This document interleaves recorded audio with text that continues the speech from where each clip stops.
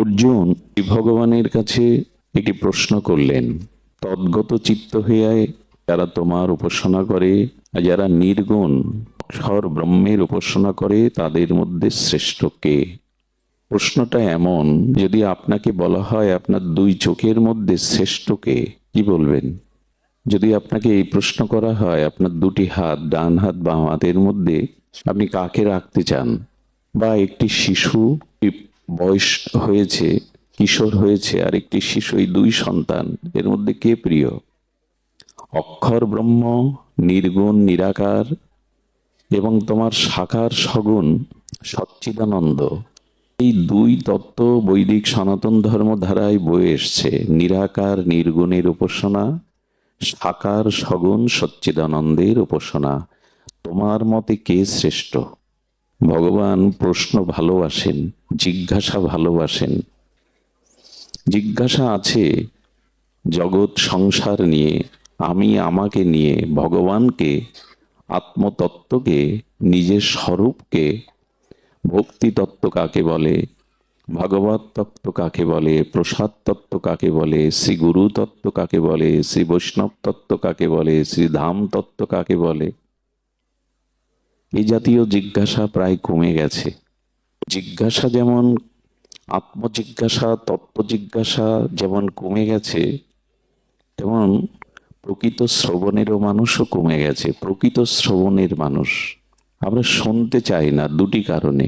মানুষ ভগবত তত্ত্ব যথাযথ শ্রবণ করতে চায় না দুটি কারণে।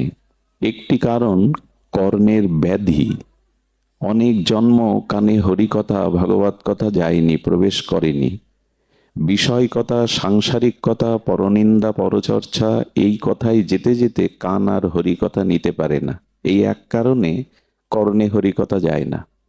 আর কারো কানে যদি শ্রবণ শক্তি কমে যায়, ব্যবস্থা করা যায়, অপারেশন করা যায়, ব্যাটারি লাগানো যায়, তার কানে গিয়ে জোরে জোরে কথা বললে শুনতে পায়। আর এক কারণে মানুষ ভাগবত কথা শুনতে চায় না, সেই কারণটা, সেই ব্যাধিটা হলো অহংকার। আমি কম বুঝি, আমি কম জানি, বসে বসে শুনতে হবে, আমার বিদ্যা বুদ্ধি নাই। এই দুটি কারণে হরিকথা, ভাগবত তত্ত্ব কথা, আত্মসাক্ষাৎকার কথা মানুষ শুনতে চায় না। আসে অনেকেই, কেমন মেলা বসেছে, কেমন বক্তা এসেছে, একটু ঘুরতে আসে, দেখতে আসে। কারণ এখানে এলে কেন মানুষকে বলতে হবে আপনি কথা বলবেন না, শান্ত থাকুন, এটা তো শান্ত হওয়ার জায়গা। তা আমরা হতে পারি না প্রায়শ। এই জন্য জিজ্ঞাসু ভক্ত আজ কমে গেছে।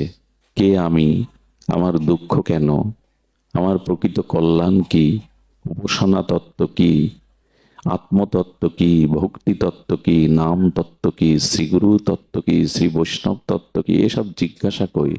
শ্রী অর্জুন তৃতীয় পাণ্ডব এখানে এই প্রশ্ন করে বললেন, এবং সতত যুক্তা যে ভক্তাস্তাং পর্যুপাসতে,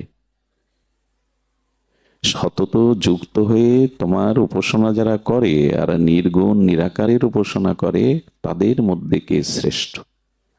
ভগবান যেন উত্তর দিচ্ছেন যে এই দুই পুত্রের মধ্যে যদি মাকে বলা হয়, মা তোমার এই যুবক পুত্র আর এই শিশু পুত্র, এই দুইয়ের মধ্যে তোমার প্রিয় কে?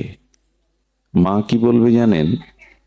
দুটি সন্তান আমার দুই নয়নের তারা, দুটি আমার আত্মজ, আমার আত্মা, আমার প্রাণ। এখন যদি বলা হয় কোনো কারণে একজনকে রাখতে হবে, কাকে রাখবে মা? মা ভাববে যুবক যে ছেলেটাও লেখাপড়া শিখেছে, নিজে চলতে শিখেছে, বিদ্যা বুদ্ধিও আছে, আমাকে ছেড়ে থাকবার অভ্যাসও তৈরি হয়েছে। শিশু সন্তানটি সে নিজে চলতে পারে না, তার ক্ষুধাটাও মাকে জানতে হয়, তার পিপাসাকেও মাকে জানতে হয়, সে মা ছাড়া অন্য কিছু জানে না। তখন মা বলবে এই শিশু সন্তানটিকেই যদি রাখতেই হয় তোমার কথা মতো, যে চলতে শিখেছে, বুঝতে শিখেছে, একা থাকতে শিখেছে, কিন্তু যে সন্তানটা আমাকে ছাড়া এক বিন্দুও থাকতে পারে না, এক ক্ষণও থাকতে পারে না, যার ক্ষুধা তৃষ্ণা নিদ্রা জাগরণ সব আমার উপরে, আমি তাকেই রাখতে চাই। সেই আমার কাছে এখন প্রয়োজন। ভগবান শ্রীকৃষ্ণ তদরূপ উত্তর দিলেন, মর্যা আবেশ্য মনোজে মাং নিত্যযুক্ত পাশাতে শ্রদ্ধায়া পরপিতাস্তে মে যুক্ততম মতা। আমার মত হলো অর্জুন, মর্যা আবেশ্য মনোজে মাং, যিনি মন প্রাণ ওই শিশুর মতো মাকে দিয়ে দিয়েছে, আমার চরণ ছাড়া জানে না, আমার নাম রূপ লীলা ছাড়া অন্য কিছু ভাবে না, যার ভালো মন্দ সমস্ত কর্ম আমাকে সমর্পণ করে দিয়েছে, সরল হৃদয়ে সে শুধু আমাকেই চায়। মর্যা আবেশ্য মনোজে মাং নিত্য যুক্ত উপাসতে।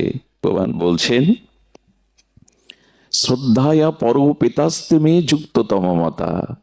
এমনি করে যারা সগুণ এবং সচ্চিদানন্দ ভগবানকে মনের আবেশে এবং প্রীতি সহকারে ভজনা করে, আমার মতে তিনি শ্রেষ্ঠ। অর্থাৎ সগুণ সাকার সচ্চিদানন্দ শ্রী ভগবানকে যারা মনের আবেশে মনপ্রাণ যুক্ত করে প্রীতির সহিত শ্রদ্ধার সহিত ভজন করে, ভগবানের অভাব নেই, ভক্তির অভাব নেই, হরিনামের অভাব নেই, ভাগবত অনুষ্ঠানের অভাব নেই, মঠ মন্দিরের অভাব নেই, কোনো কিছুর অভাব নেই। সব থেকে বড় অভাব শ্রদ্ধার।